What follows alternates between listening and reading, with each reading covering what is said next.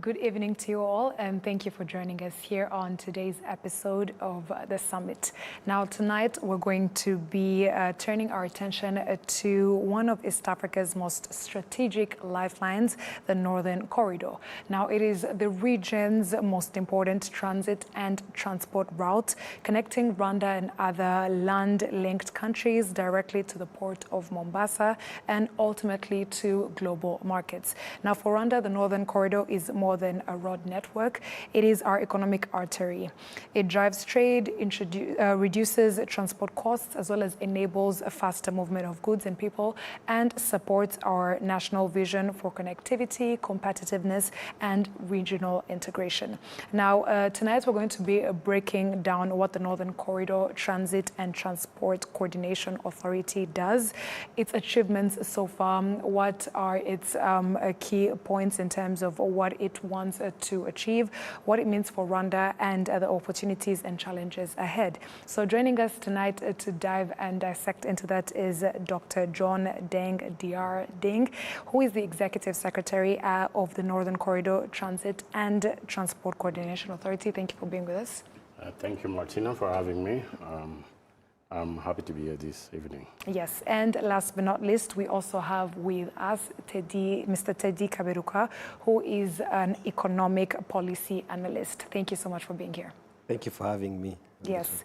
So let's dive into it. I'll start with you, Dr. John. Let's begin with the basics. What is the Northern Corridor and why does it matter so much here in Rwanda? Thank you once again, Martina, for having me this evening, and thank you to viewers for tuning in to this important program. Northern Corridor is a trade route linking the port of Mombasa, the hinterland countries of East and Central Africa. It connects the 5 countries to Indian Ocean trade through port of Mombasa. Northern Corridor Transit and Transport Coordination Authority, an agency that is charged with the responsibility of managing the trade and logistics that is channeled through the Northern Corridor, was established in 1985 by 4 countries, that is Kenya, Uganda, Burundi, and Rwanda. It was joined by DRC in 1987 and South Sudan in 2012. Right now, it is an agency, it is an organization of the 6 countries that is charged with the responsibility of managing over 40 million metric tons that goes through the port of Mombasa, out of which Rwanda receives about 700,000 metric tons a year. So it is as important as such.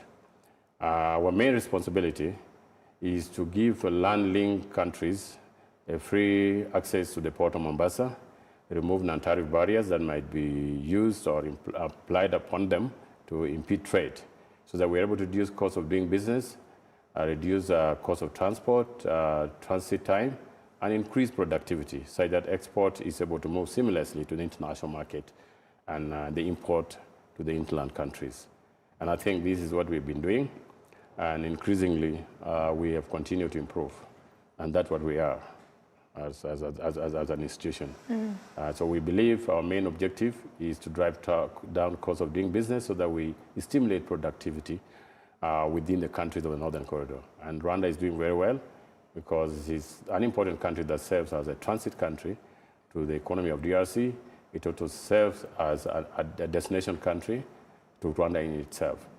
And so for the last 10 years, we have seen an improvement, which is quite exponential, in the production and export of Rwanda products through the port of Mombasa, which to us is a great achievement. Yes. Yeah, thank you. And one of the purposes that the Northern Corridor has is to harmonize transit as well as transport policies among member states. And do you think that has been achieved of late?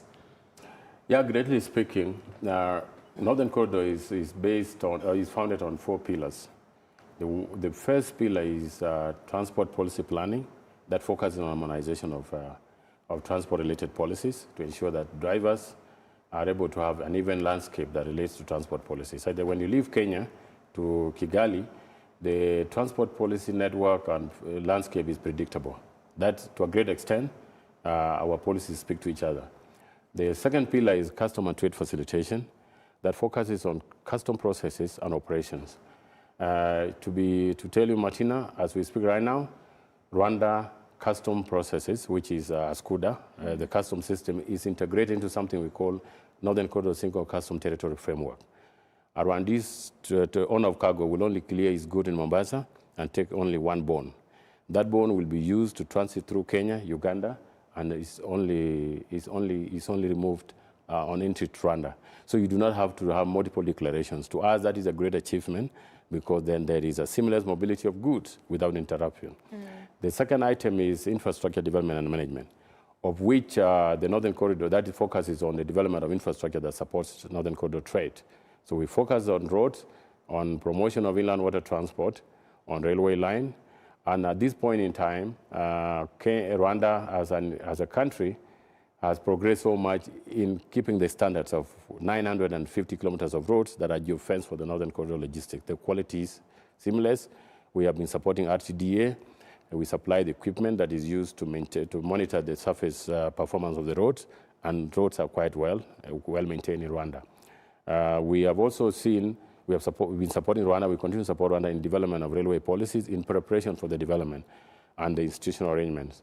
As we speak currently, we are supporting RTDA in developing the inland water transport policy. And our hope is that Lake Kivu, which is one of the biggest economies when it comes to transportation, because trade between DRC and Rwanda, about 75% of it goes through Lake Kivu. So Rwanda, as a country, is now establishing an agency that will be supporting inland water transport. And that is, in the long term, we wish to connect Tanganyika and Kivu through Ruzizi. We are working now in supporting RTDA in developing policies so the government is able to have its own intervention founded on stable policies. On private sector investment promotion, which is one pillar, we've been able to support the government of Rwanda in developing a PPP law, which is a framework for which private investment is guided. So to a great extent, we have done so much in harmonizing the trade facilitation and transport policies along the corridor and across the 6 countries. Thank you for elaborating on that. Over to you, Mr. Teddy. From an economic perspective, how has the Northern Corridor contributed to Rwanda's trade and connectivity thus far? Well, actually, for the sake of our viewers, let's also introduce them like the Northern Corridor and the Central Corridor, because they may, some of them may not know what is Central, what is Northern Corridor. So the Northern Corridor connects Rwanda, Uganda, and then Kenya via Mombasa port, and then the Central is Rwanda, Tanzania, and then Dar es Salaam. So I would say geographically, the Northern Corridor is the longest. But strategically, I think we have more traffic there because of so many reasons. But one of them is related to the service people get, and also all this policy and policy framework in place that you know, the private sector, when they import, when they export, things are much smoother there. And I would say that the private sector works in a very different dynamics. When things work better in private sector, that's where people go. It doesn't wait for government to give instruction. So that's why the country decided to have the 2 options, the Central and Northern Corridor. But what we can see, if you see the amount of truck, you know, connecting to the East Coasts, many of them use the Northern Corridor, which is a very good sign.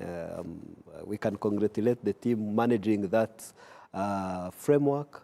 It's, well, they are both playing politics, but also policy.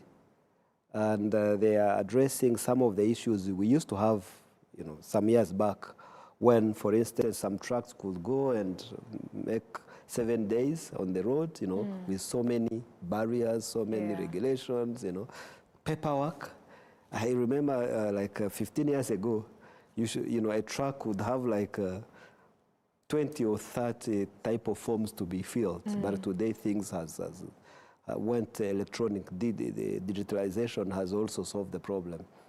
And I like the way on the screen they displayed the amount of trucks coming to Rwanda. They say, was it 7% of the cargoes are using the Northern Corridor, which means in terms of efficiency, the private sector find more benefit to use the northern corridor than the central corridor. But also, I would also look at it from a political perspective. We've seen so many instability, so many problems related to the domestic policy, domestic politics. So in case something happened in one country, Rwanda has option to use the other option. I mean, a practical case was a very recent post-violence in Tanzania. The only way Rwanda had was to use the northern corridor. And the same happened for the northern corridor in 2013 Kenya. So those are an alternative for Rwanda. And I think the more this framework are working properly, it gives a room for our countries at least to be free from having shortage of cargoes. And when people see the trucks on the road, they think it's that simple. But there is a rigorous work to define policy, to put in place different instruments so that each country can implement them and then make simpler the processes. Because what makes losses in private sector is to have a very heavy bureaucracy. But if you remove those barriers, actually they call it non-tariff barrier, because they are not written anywhere, but you can spend like 2 days waiting for a paper to be sent somewhere. But an organization like this help to harmonize the processes, and then people do their businesses much easier. Thank you very much for highlighting that, especially the progress that we have seen in terms of transportation, the logistics that has to go into that, the signing of papers, but also moving digitally. So it's great to see the progress. And back to you, Dr. John. Over the years, what are some key achievements that the Northern Corridor is most proud of, especially working with Rwanda? Thank you again, Martina. We have quite a number of achievements. As mentioned by my colleague, the first achievement is to reduce the transit time from the port of Mombasa to Kigali. It would take more than a week for a truck to move from Mombasa to Kigali before 2010. And over the last 10 years, we have witnessed now it takes about 60 hours to reach Malaba, which used to be about 120 hours, and to another 48 hours to reach Gatuna or Mirama Hills or Kajitumba. So as we speak right now, the amount of time taken for a truck to move from Mombasa to Kigali has been halved, which is incredibly an achievement when it comes to business. That has equally impacted on the cost of transportation. Our target has been to reduce the cost of transport to be $1 per kilometer per ton. When the Northern Corridor started advancing these policies, to come to Rwanda, you would pay about $4.3 per kilometer per ton. And that was quite expensive for the business community and even for the consumers. As we speak right now, we are around 1.2, 1.1. And we are still advancing to ensure that this comes below $1 per kilometer per ton. That is a great achievement. Now that is on the intervention, that is now on the trade facilitation. And that has to do, as you mentioned, on digitization of trade, integration of custom processes, and continuous removal of non-tariff barriers. And that means sensitization of communities and countries along the way. And whenever we identify a non-tariff barrier, we call the country concerned, the authorities concerned, and the person that tries to interfere with trade, for example, is called on the spot. We are continuously in touch with the Minister of Infrastructure in Rwanda. And in Kenya, there are authorities that are actually, they are authorized or obligated to facilitate trade. We are constantly in touch, and whenever there is a problem, we report it, we intervene. On the achievement, that is on the automation of custom processes. We have, as I told you earlier on, we have been supporting the infrastructure development and performance of the roads. First of all, we have been using the framework of the Northern Corridor and trade data to work with the government of Rwanda to attract donors. So the government of Rwanda can only use economic data to engage with the World Bank and other development partners to fund these roads agencies. So when you see a lot of contractors on the roads, it is a framework. There has to be economic justification for investment. Based on what we are doing and the efficiency that's achieved and exercised within the government of Rwanda, the combination of the trade data plus how the government of Rwanda is managing its own affairs has been able to be the basis on which the donors are trooping to Rwanda to be able to fund infrastructure. To us, we take pride in that at the Northern Corridor. Thirdly, as I mentioned earlier on, we have been working now under what we call the Regional Infrastructure Master Plan to prepare Rwanda for the development of standard gauge railway. Now we are working with the Ministry of Infrastructure to prepare policies and to organize institutions that will be ready now to implement railway development, standard gauge railway development once it has reached Kajitumba. Currently we are at Naivasha, and Naivasha is going to come to the border. Uganda is already done the groundbreaking from Malaba to Kampala, and thereafter it will come to the border of Rwanda and Uganda. And what we are doing generally as we continue to develop infrastructure, we also continue to eliminate non-tariff barriers by developing inland ports. Right now, Rwanda has a piece of land given to it by the government of Kenya in Naivasha. That's about 600 kilometers from Mombasa. The Northern Corridor has just done the feasibility studies and design, and we plan by April next year to work with the government of Rwanda to bring a development agency or rather an investor to have it developed. The goods of Rwanda by then will be actually CIF. That means cost on freight. It will be whenever you bring your good either from Japan, it will be downloaded in Naivasha, or it will be offloaded in Naivasha. When you pick it from Naivasha, you know it is less than 920 kilometers, 957 kilometers from Naivasha to Kigali. You will have reduced the number of interactions between the people and the trade, and that means reducing non-tariff barriers. So by then, our target is as Executive Secretary, my target is to take as much cargo of Rwanda as possible. Right now, we are about, when I came to office, it was at 55%. Now we are at 70%. I want to make it 90%,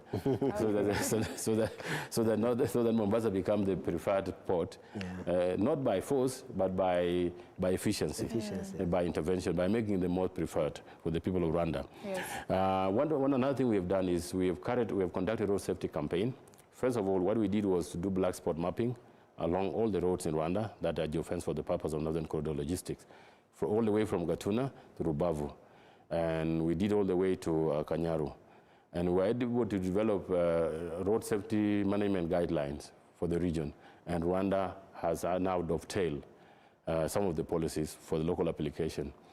This was followed by now the road safety campaign that we conducted in September last year. And we were able to go around saying, Grayo Amahoro.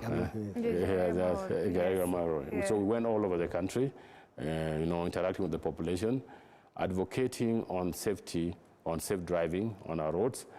And we brought agencies together, that's the Transporter Association, the Traffic Police, the ministries who are policy, who are policy developers and regulators, and all the agencies concerned.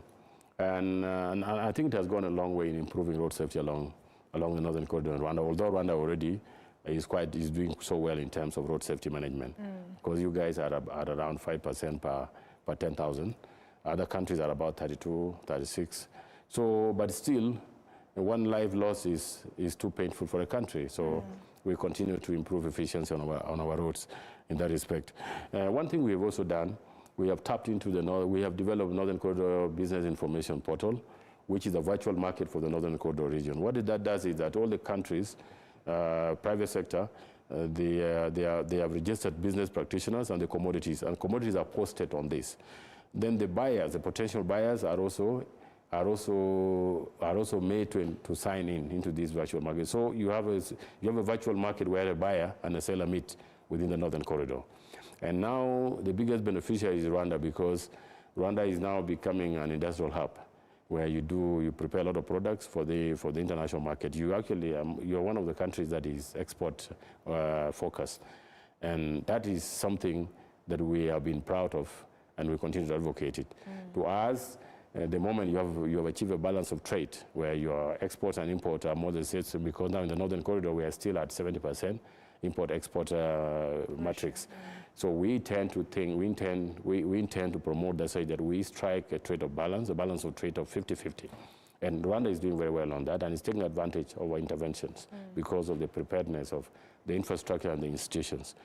Another intervention that we are working on is e-mobility, introduction of electric vehicles.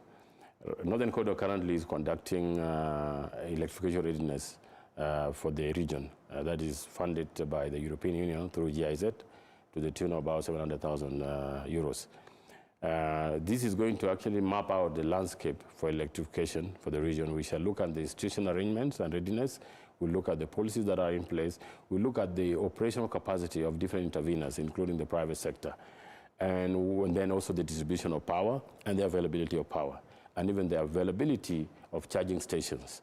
Once we have this, we shall develop a roadmap of implementation of e-mobility. To me, this is preparing our region for the next 100 years where the world will be. And so once we have the landscape clear on then areas of intervention will be identified based on each country. And of course, we all understand that all the countries are not at the same level. So we shall apply what we call variable geometry. Each country will be treated based on its level of progress. As we speak now, our statistics show that Rwanda has more electric vehicles in the market space compared to any other country, followed by Kenya. And to us, that's a good indicator. It's something we can build on. We can even continue to support the framework so that development is actually taken upon in this direction. So there's much more that I can mention. Yesterday, I was at Rukomo, went all the way to Gishumbi and towards Nyagitare. We're trying to see how to take the traffic that goes to DRC off Kigali. So that when you come through Kajitumba, you go all the way to Rubavu through the road that is just through Rukomo. That traffic needs to be managed and needs to be supported. So Northern Corridor is planning to put up a truck holding yard that will house all the services so that the truck holders can comfortably go there, park their traffic, their trucks, and the cargo is safe. And they can have the services they need to support the trade. So we continue to aspire for more intervention in Rwanda, and I'm happy to report that the government of Rwanda has been very proactive in engaging with international partners and the Northern Corridor to make life easier for its population. Yes. Thank you. Thank you for elaborating on some of the proud moments that you've had in terms of working with Rwanda, especially hearing the statistics, how much it has done for the import and exportation, as well as make sure that there's a balance, which is what we're striving to do. So it's always great to hear. Thank you. Back to you, Mr. Teddy. Where do you believe greater efficiency can still be achieved, whether it is at the borders, in logistics, infrastructure, or in policy implementation? One was the digitalization. Yes. The more we digitalize all the processes, the more things get much easier. And transparency is also something very important. Another sector which I think the Secretariat need to really put emphasis is shifting to the electrical. Because it has been tested that when the economy goes to green, one, you protect the environment, but also you cut costs for the transport. So I'm sure everyone cries when there is a price fluctuation of petrol because of our transports. Yes. But if we can go electrical, imagine if half of our trucks are electrical. Yes. We won't be affected by any fluctuation of the price on the market, or in the national market. And with all the statistics the Northern Corridor Secretariat has, they can even attract foreign investors to assemble trucks in the region because they have all the data. And the manufacturers, what they care most is who will buy their products. So I think countries need to sit together and strategize how to attract foreign investment in terms of green transport. And then we will achieve the ambitious target to cut the cost of the transport, maybe from $1.2 to maybe 0.8. That is ideal. And I'm sure there are so many international organizations willing to support that initiative. And when you see the progress of e-mobility, when you see there are some trucks with the capacity to drive up to 400 kilometers without charging. It means you can cross 2 countries, from Kigali maybe to close to Kampala. Then, I think as a secretariat, they can start small, and I'm sure it will be achieved. I'm sure some countries will lag behind, but that's how development works. There is a kickoff, and then rest will follow. Another area is much of the Northern Corridor focus on like connecting countries to the ports, but domestic trades should also be looked at it from a strategic angle, especially cross-border trades. Because if you see, for instance, let's take an example of, when a truck crosses from Uganda to Rwanda or from Rwanda to DRC, those are domestic, like transaction. Yes. But they are still using the same facility, the Northern Corridor has put. They are using the same legal framework. So the harmonization of cross-border trades with the Northern Corridor strategy should also be focused on, so that the citizen receive goods and services at a very cheaper cost. Well, that's the whole essence. Whatever organizations are doing, whatever countries are initiating, if any initiative is not aiming to cut the costs, it is still a problem. And that can help to reduce the cost of goods in countries. Yes, and Dr. John also spoke about bridging that gap in terms of the percentage of the goods that are being exported versus those that are being imported.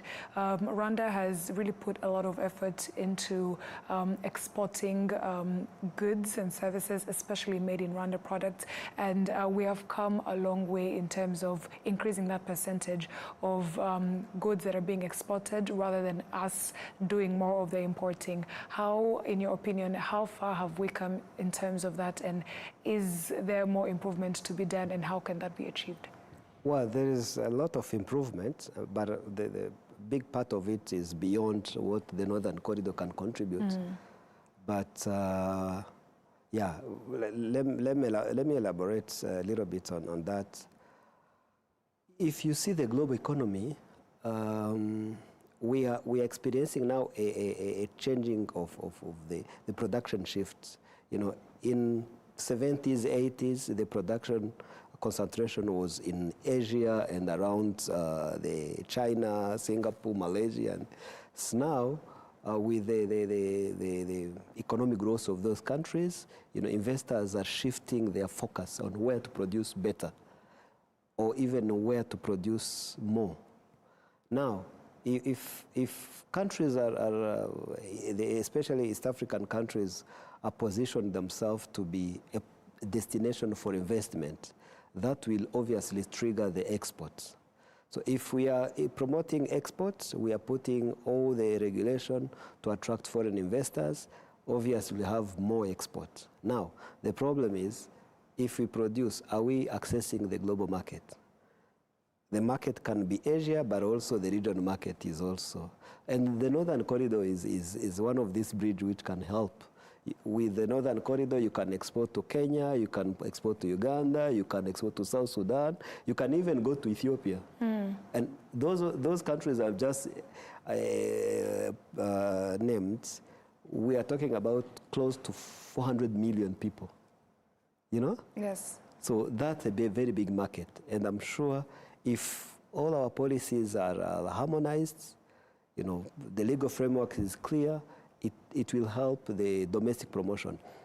Every country is fighting to increase its production for exports. We've been consuming a lot of Kenyan product. It's a very good thing.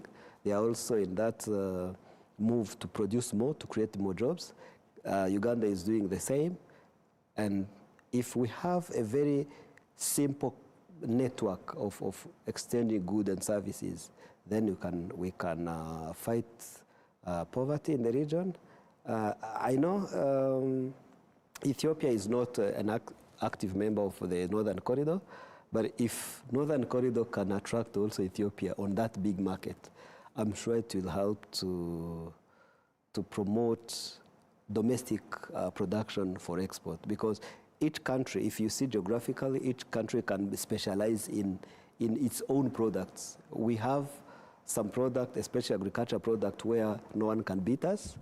Uganda the same, Kenya the same, Ethiopia the same, South Sudan the same. So I think that exchange of goods and services can promote domestic production and create more wealth for the people in these different countries.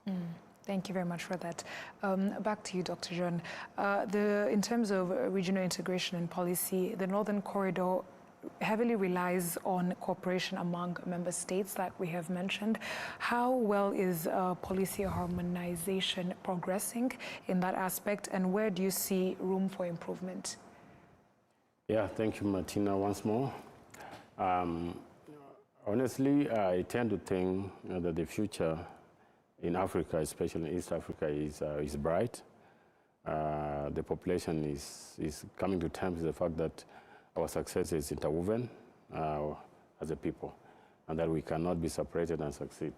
So that is, to me, is a great perception. Another second level of progress, which is actually something institutions like the Northern Corridor is doing, is to create a framework for which our leaders engage on issues that affect people other than political issues. And Northern Corridor is one of those institutions that bring member states together to discuss issues that affect people.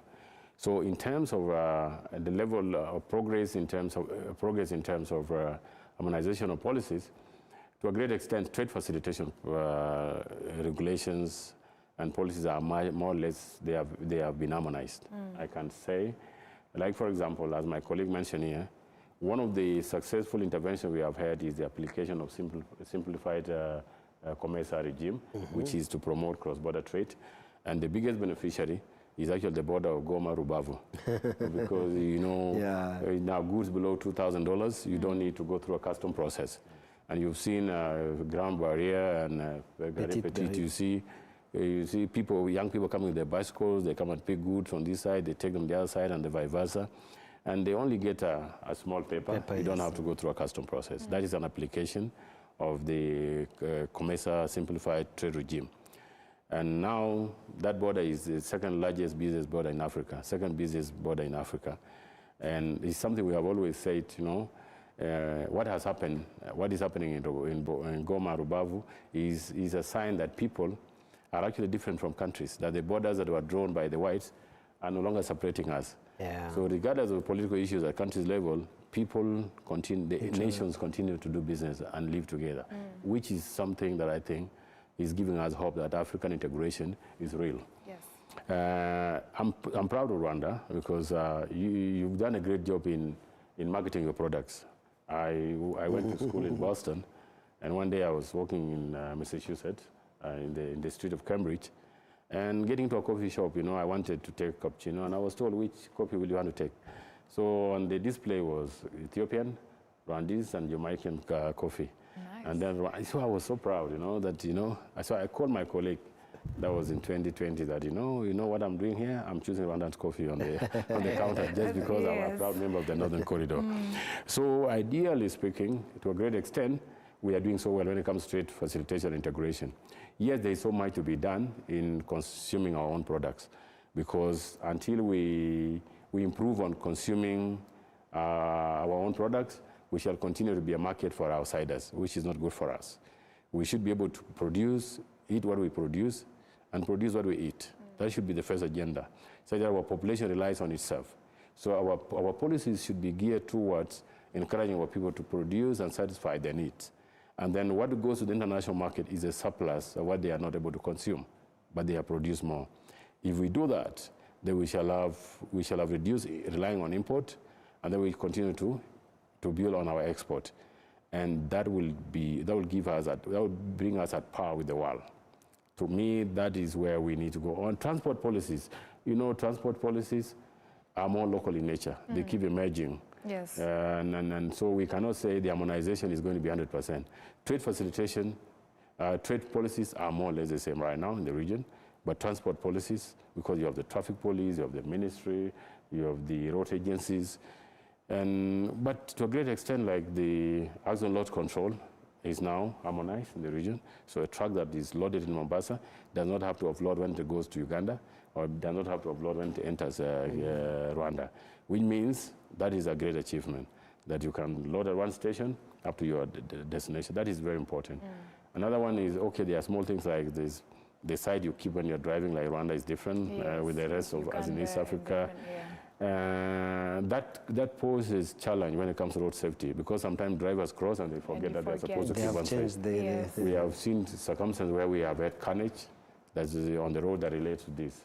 This is something that I encourage political leaders to engage and see how to deal with this situation. I know we can be very brave and make tough decisions. Just like in Rwanda here, you guys decided to be English-speaking overnight, and everybody was able to speak English when Rwanda was a French-speaking country. So these are tough decisions that need to be made by leaders in the interest of people. One of the things we also do, as my colleague mentioned here, is the cross-border trade, cross-border efficiency, border crossing efficiency. You know, we have, this was tried to be addressed through OSBPs. The construction of OSBPs is to integrate the border agencies, such that when you cross the border, you do not have to deal with agencies differently. Once you're cleared on one side, you just go through on the other side without having to be checked. So we know, yes, from Malaba and Busia, we have OSBPs in place, and Gatuna, we have an OSBP in place, and then Lakonise OSBP at Rubavu. The infrastructure is in place, the policies are in place. But then the spirit of policy, you know, you can have the letter, but the spirit has to also to be advanced.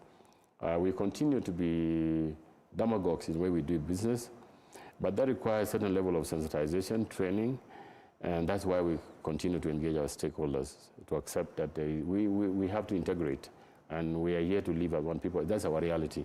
We cannot afford to hit ourselves and think we can operate in silos.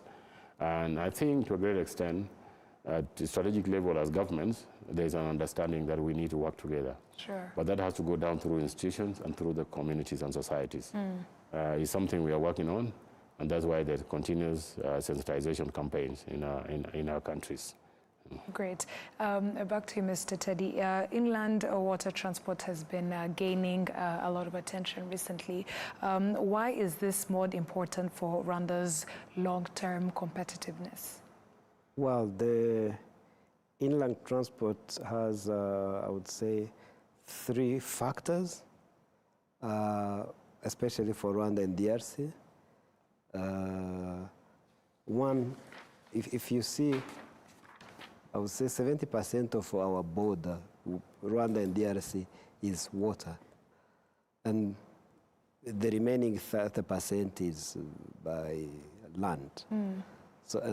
So far, people are relying on crossing using the land access, but water is not exploited to the maximum. And that both countries are losing opportunities to grow their economy. That's one.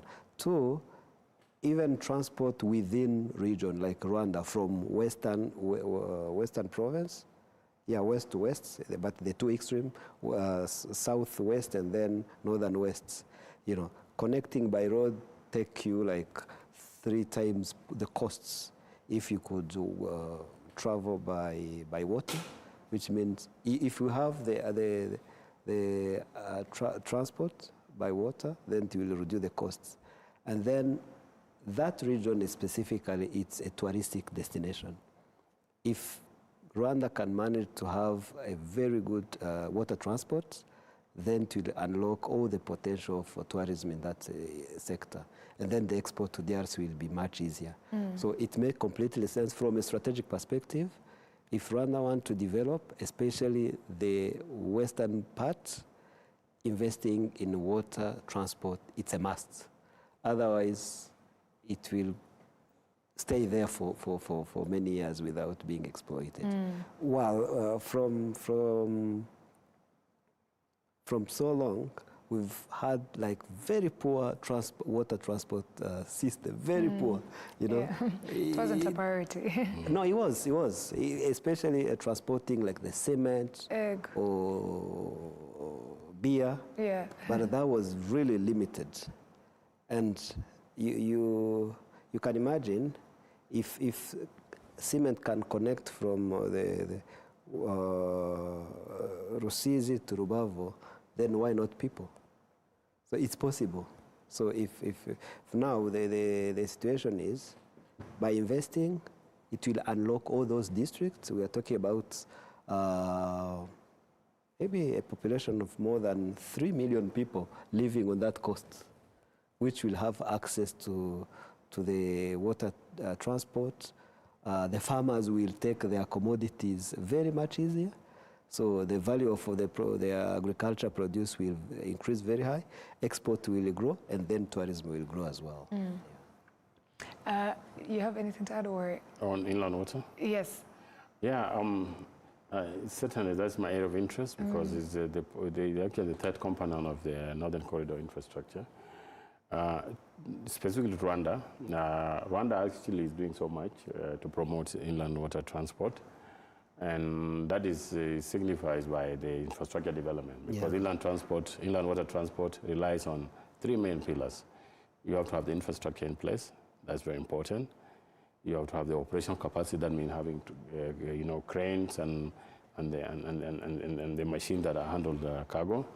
And then you have to have policies, the cabotage policies. So Rwanda so far, with the construction of Rubavu port, which is finished, with the boat building operation that's going on in Karunji and the development of the port and the port that's being developed at Ruzizi, Rwanda has set itself to promote the inland water transport in the Lake Kivu. The challenge is inland transportation is like the air transportation because the capacity of an airport here, of a plane to take off in this airport, there should be an equivalent airport on the other side that will accommodate the same plane. Yes. So the challenge is, if as much as you develop yourself here, you have the cranes, you have the infrastructure, you need to have the corresponding port capacity on the other side. On the other side. And so I had the opportunity to drive from here to Karunji, through Ruzizi, all the way to Rubavu. I went to Goma. I took a boat ride all the way to Bukavu. And I drove through Bugarama to Kalundu. Just look at the port. Sure. And I was able to tell that so much needs to be done on the other side for you to utilize your capacity. But of course, as a country, Rwanda has done its part in promoting. Now at the Northern Corridor level, what we are doing right now is support RTDA to establish the institutional capacity because initially it was just a department. But now we have to prepare to take advantage of this infrastructure investment. And that means we have to develop the institutional capacity, the human resource capacity, and the policies. And that's why right now we have hired a TA, a technical assistant, to be actually based in RTDA to help in framing the future of inland water transportation. What is important for Rwanda, and I really want to be on record on the TV here, is the use of Lake Victoria. You know there has been historical attempts to connect Rwanda to Lake Victoria through River Kagera. And this has never borne fruit because then for you to have River Kagera, you have to have the port, you have to have the river dredged to the lake. And if this is done, then Rwanda is able to access commodities. Like now we have pipeline running from Mombasa to Kisumu. And now Uganda takes it fueled by water tankers, by fuel tankers from Kisumu to Kampala. If we are able to develop this, then Rwanda is able to make use of the same facility. So Rwanda can access its goods from Kisumu directly through Lake Victoria to Akagera, and then to the borders of Rwanda. I think this requires a concurrence between the government of Tanzania, Rwanda, and Uganda. And if this is done, it is going to give the government of Rwanda and the people of Rwanda a lot of alternatives in doing trade. And you're going to protect your roads by taking off the roads a lot of tankers. Fuel tankers. So it's one way I think that the government of Rwanda needs to pay attention to in promoting this development on the inland water transport. These are things I want to highlight. Thank you very much for that. Mr. Teddy, in your opinion, what are some steps that Rwanda should be able to take to be able to maximize to the fullest the economic benefits of its participation in the Northern Corridor? Well, when you see how the economy is growing, we can't remain with those traditional way of transporting our cargoes, like using the trucks on the roads. It can't work. In the next 20 years, population will be doubling, So we need alternative, using the water, accessing the East Coast, using the railways. Those are alternative actually for the region, not only for Rwanda. If our population will be doubling, the same will be happening in Burundi, the same will be happening in DRC. So the region needs to be planning together to create those alternatives for transport. Then we will be sure that in the next 20 years, we will have like different ways of accessing the international market.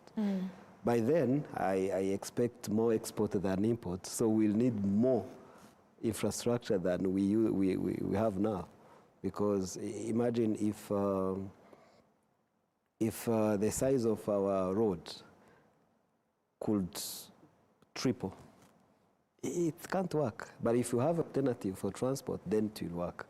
So having alternative transport means it's a must, and then we need to have really a very solid political agreement between our neighbors, Uganda, Tanzania, Kenya, so that at least this joint investment can bear fruit.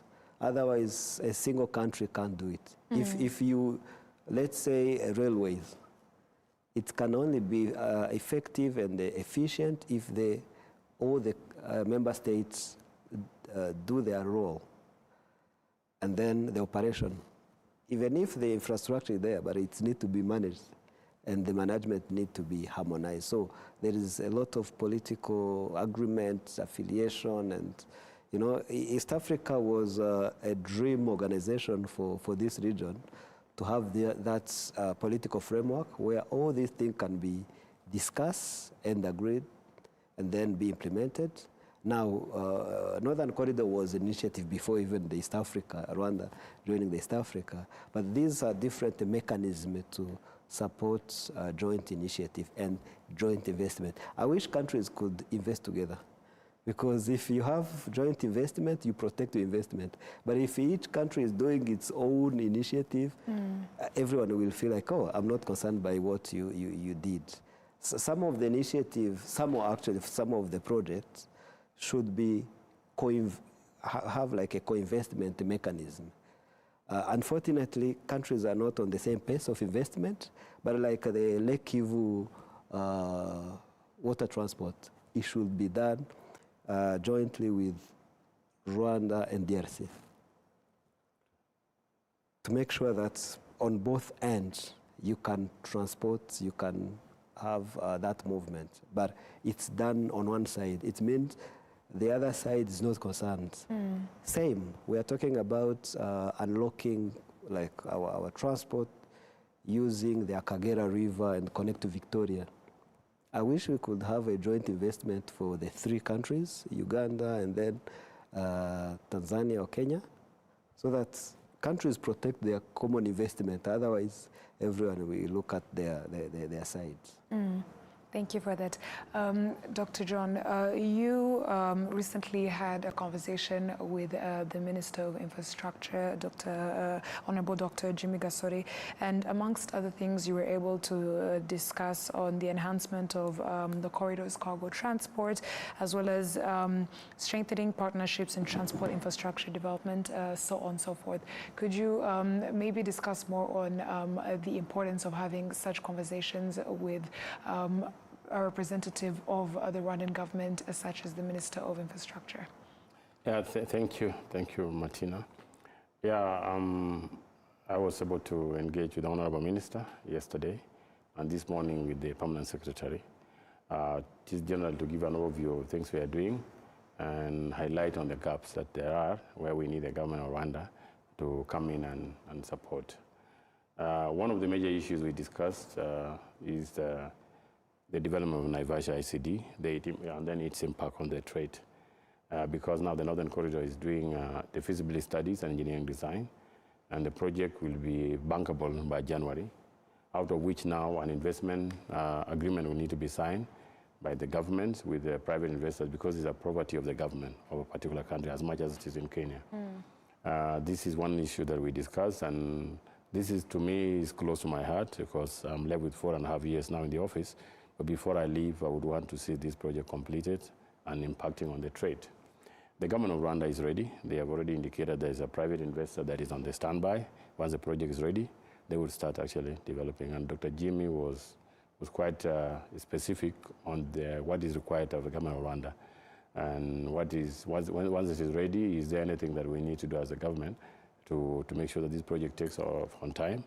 And I think we are on the same page on that. One other thing that we discussed, and that's quite important, is the truck holding yard that we are trying to put up along Nyagatare, Rubavu Road. And that is, we discussed the traffic. The road is new, and so the traffic capacity has not yet been assessed. And, you know, transport is conditioned. You know, drivers, if they know that they will cross Katuna, they come and eat at the favorite restaurant in Kigali. You cannot convincing them to leave, to go through Mirama Hills or Kajitumba, and then they bypass the city. It will take a bit of sensitization and mindset. So it's one of the things that we discussed, that there has to be intervention geared towards diverting transit transportation, so it doesn't have to go through the city, to relieve city of pressure and also drive down cost of doing business. Because if they pass through here, they spend money, they spend time, and that is cost on transportation. And I think we agreed that a traffic survey will be conducted, and now sensitization to the private sector. Another issue that we discussed are about now that Tanzania has had some political challenges, a lot of cargo has now been diverted to Mombasa. And so there is a bit of a jam in terms of traffic, and the more traffic that comes through the port, the more non-tariff barriers are rising. So the minister emphasized the need for proactive engagement by the Northern Corridor to intervene whenever there is a challenge to the drivers. And so we are set. My field supervisors are stationed now at the port and in most truck holding yards or nodes, so that the new drivers, the new trucks are not affected by certain interventions. So Northern Corridor is prepared to collaborate with the government of Rwanda, the custom officers in Mombasa, and the ministry that normally calls us whenever there's a challenge. And we are ready to handle this. And that, to me, as they say, one man's poison is another man's delicacy. Yes. What's happening in Dar es Salaam is actually favoring us in Mombasa, and we do not want to throw away that opportunity. We want those drivers that are going to experience our services for the first time to stay after that. And I think we agree to do business in that direction. And there are a number of other administrative matters where the government of Rwanda, but I must say, generally speaking, the government of Rwanda has been very supportive of the corridor. And when I came to the office, the government of Rwanda used to have shortfall in its payment, because, you know, the payment contribution towards the corridor is done through levy. So if your cargo goes down, and then you'll have to pay, supplement it through the treasury payment. Now the cargo has grown so much that it's able to pay, and has surplus that is going to be carried forward. And we are using some of those now to develop infrastructure in the country. Yes. So I think we are in good books, and we are on the right track with the government of Rwanda, and in relations with trade facilitation and Northern Corridor function of seamless mobility of goods. So I think those are the things that we discussed, and many more. As you know, this is an emerging area that a lot of issues keep coming up, but that keeps us busy and also purposeful, you know, for that matter. Yeah. Yes, thank you very much. Mr. Teddy, we are getting close to the end of the conversation, but briefly, looking ahead, where do you see the biggest opportunities for Rwanda, especially within the Northern Corridor framework? You know, the Northern Corridor offers a lot of opportunity for Rwanda, especially as a country of a transit country, you know, for Burundi and the DRC, but also the destination country for our trucks. And if the Northern Corridor is offering the best service in terms of like reducing the non-tariff barrier, then that's where Rwanda will be using, and especially with this Naivasha project. If Naivasha project matures, then they will be like reducing let's say the distance by 600 kilometers. It's a lot actually. Money-wise, it is reducing a lot of money in terms of transport. So if we get this project maturing, it will reduce the cost and then speed up the process. Because one of the challenge actually the transporters has, when you speak to them, much as both Central and Northern Corridor try to reduce the time, but there is a lot of unpredictability. When you send your truck there, you are not sure if, let's say, if it's 3 days, sometimes it goes to 5 days, sometimes 3 days. So it's hard for them to predict. And if a business person can't predict, it means even the money the spending on the truck is hard to predict.